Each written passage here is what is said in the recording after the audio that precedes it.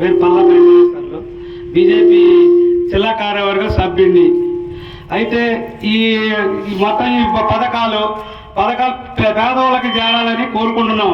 ఈడ పార్టీ పరంగా ఇప్పుడు మన ఇల్లు ఇందిరా ఇల్లు కూడా సెలక్షన్ చేశారు. సెలక్షన్ చేస్తే వాళ్ళ పార్టీ వాళ్ళకి వచ్చే మీద ఒప్పుకోము.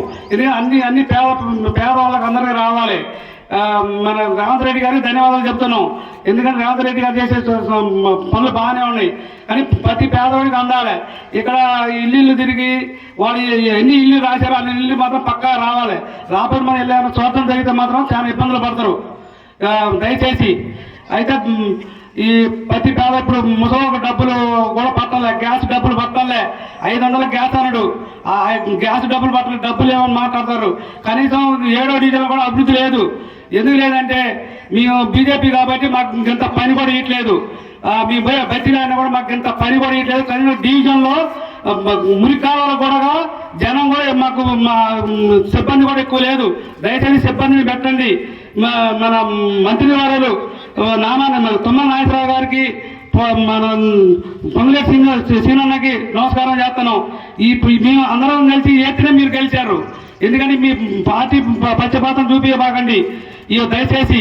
ఎందుకంటే ప్రతి పేదవారికి ముసలి డబ్బులు మాత్రం ప్రతి పేదవాళ్ళకి అందరికీ ఇవ్వాలి. 60 సంవత్సరాలు నిండిన వాళ్ళకి అందరికీ కొత్త అప్లికేషన్ అన్నారు, కొత్త అప్లికేషన్ లేరు. రేషన్ కార్డు కూడా ప్రతి ఒక్కరికి ఎంక్వైరీ చేసి ఇవ్వాలి. ఇలా పార్టీలో స్వార్థాలు చూసుకుంటే రేపు జరగబోయే పరిణామాలు చాలా తీవ్రంగా ఉంటాయి. దయచేసి అన్ని పార్టీలకి అన్ని స్వార్థం లేకుండా మీరు అన్ని చేస్తే అయ్యాలి మీరు అభివృద్ధి చేసినట్టు మన రాష్ట్రం.